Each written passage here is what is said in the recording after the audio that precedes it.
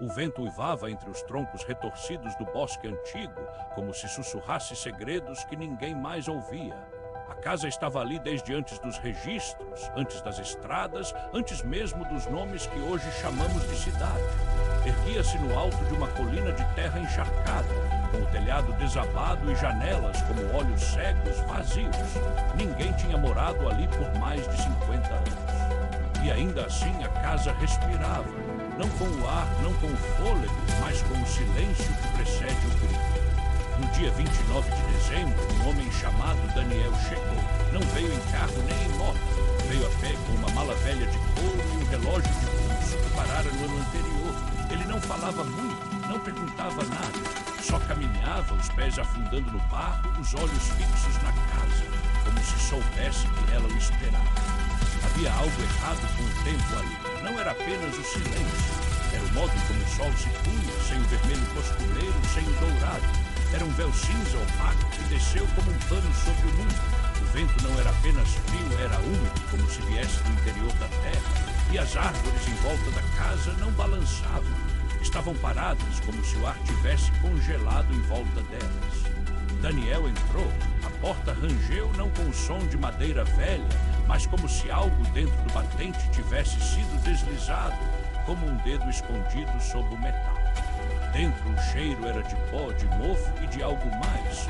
Uma carne estragada, mas não de animal. Era algo mais antigo, mais humano. Ele colocou a mala no chão. O tapete de linóleo estava rasgado, mas não por um ataque. Por um desgaste lento, como se algo tivesse arrastado passo a passo por décadas. Ele pegou o relógio, ainda parado, mas ao olhar para ele notou algo. Os números tinham se mexido. O mostrador, em vez de mostrar 23:58, agora marcava 23:59, como se o tempo tivesse sido reescrito. Foi então que o telefone tocou. Não havia fiação, não havia linha. O aparelho era antigo, com o fio enrolado como uma serpente preta que saía da parede e desaparecia no teto. O som era agudo e insistente, como um grito que não conseguia ser ouvido. Daniel olhou para ele. O fone estava no gancho, mas o fio tremia. O aparelho tremia.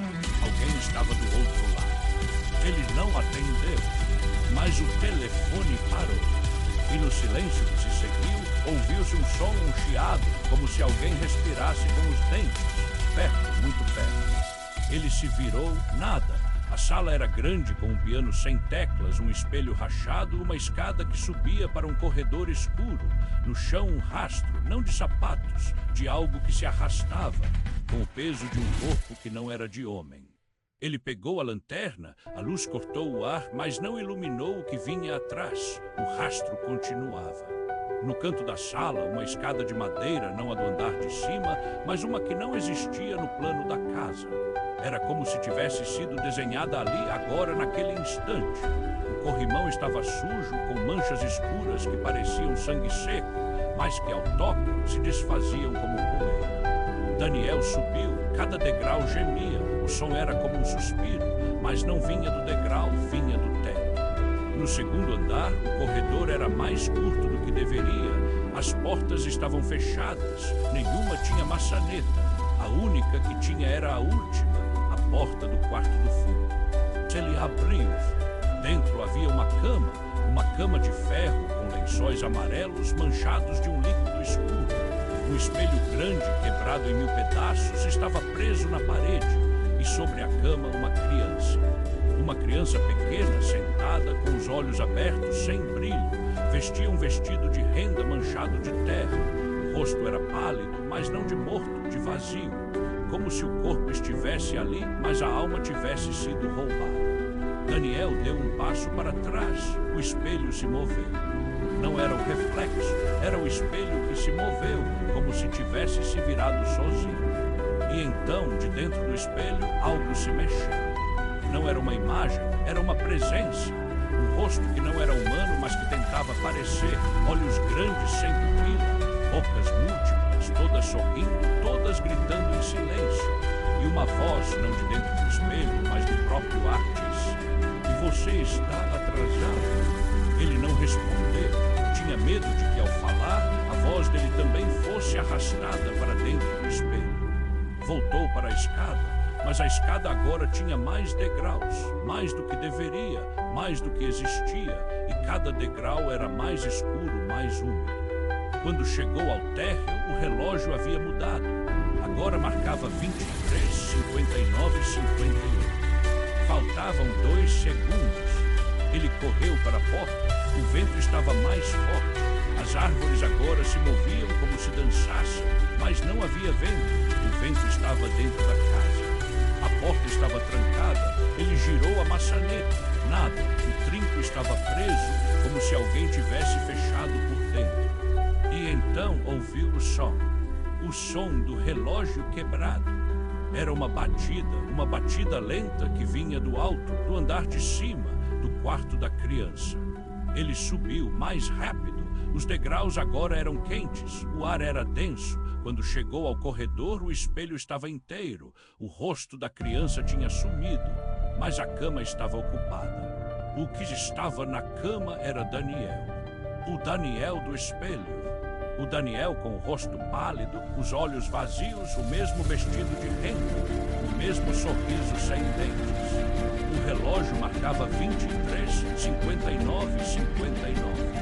O som parou. O silêncio foi absoluto. E então da escada veio um passo. Não era um passo, era o som de algo que caminhava com os pés de alguém que não deveria caminhar. Como se as pernas tivessem sido colocadas no corpo errado. O som vinha do alto, mas não vinha do alto, vinha do chão. Daniel se virou. A porta do quarto estava aberta. No vão, uma figura alta, escura, não tinha rosto, só uma linha negra, como se o rosto tivesse sido riscado por tinta. O corpo era longo, flexível, como se fosse feito de sombra. E as mãos estavam no chão e cada dedo se movia como se fosse uma aranha. Ele tentou fugir, correu para frente, a casa mudou, os corredores se alargaram, as portas desapareceram, o chão estava úmido, o sangue não era vermelho, era negro, escuro como a noite que não tem estrelas. O relógio parou, não se quebrou, parou, e a hora, quando olhou, não estava mais no mostrador. Estava no ar. E a voz veio novamente, mas agora não do espelho, não da casa, da própria mente. Você não deveria ter vindo, você já veio. Ele parou, respirou. E então, no silêncio, ouviu um som. Um relógio batendo. 2 segundos. 3, 4. Um batimento, 2, 3. Contagem regressiva. Mas não era o relógio, era a casa. A casa estava contando. E quando o número chegou, a um mundo parou. A luz desapareceu. O vento parou. O tempo parou. E então, do outro lado do silêncio, ouviu-se uma risada. Uma risada de criança. E no chão, onde Daniel estava de joelhos, o sangue negro começou a escorrer. Não do corpo, do chão. A casa respirou. E pela primeira vez o sol nasceu. O sol do dia 31 de dezembro. Mas não era o sol, era o reflexo. No espelho, ainda quebrado, o rosto apareceu. O rosto de Daniel. Mas sorrindo com todos os dentes. E atrás dele, em uma luz cinza, uma multidão. Crianças, homens, mulheres, todos com os olhos vazios. Todos olhando para a casa. E a casa agora estava cheia. O relógio ainda marcava 0000. Mas não havia mais quem o ouvisse. Porque quem ouve não pode fugir.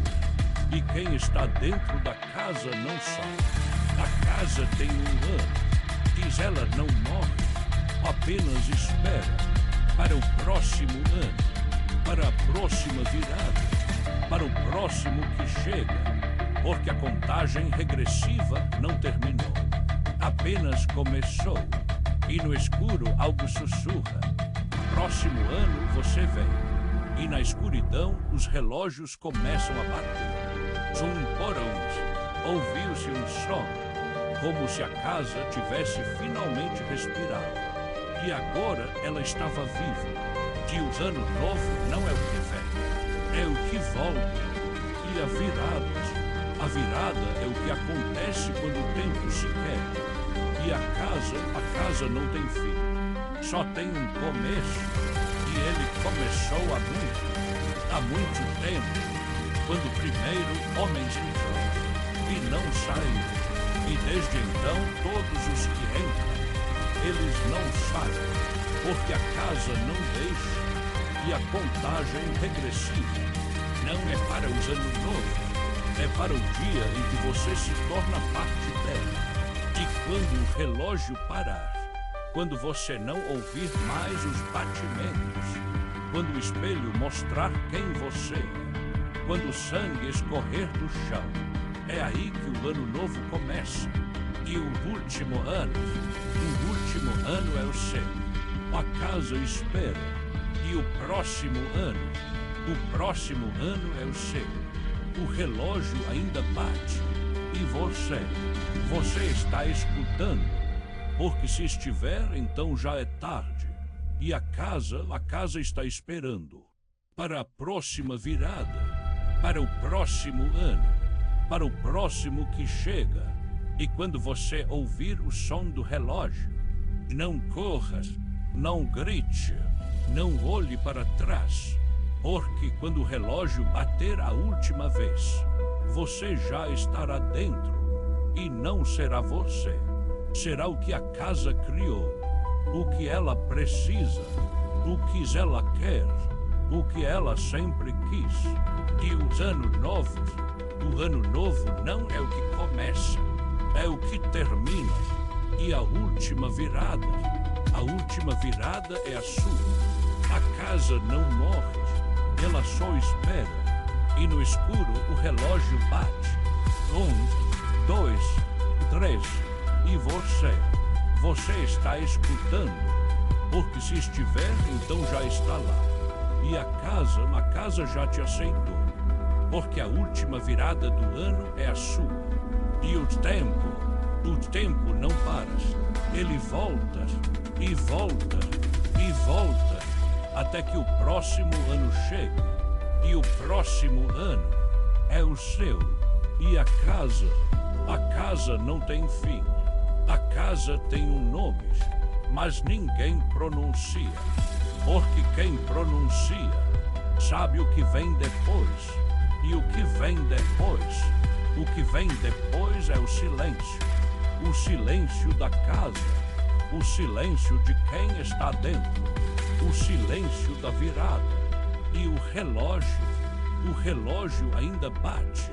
1, 2, 3. E você ainda está escutando. Porque se estiver, então o último ano é o seu. E a casa já te chamou. E você respondeu com o silêncio, com o sangue, com o espelho, com o tempo. E agora os anos novos. O ano novo é o que começa quando o relógio parar. E quando o relógio parar, você vai saber. Porque o tempo não termina. Termina quando você entra. E a casa vive. E a última virada é a sua. E o ano novo é você. E a casa está viva. E ela espera para o próximo ano, para a próxima virada, para o próximo que chega. Porque a contagem regressiva não termina, ela só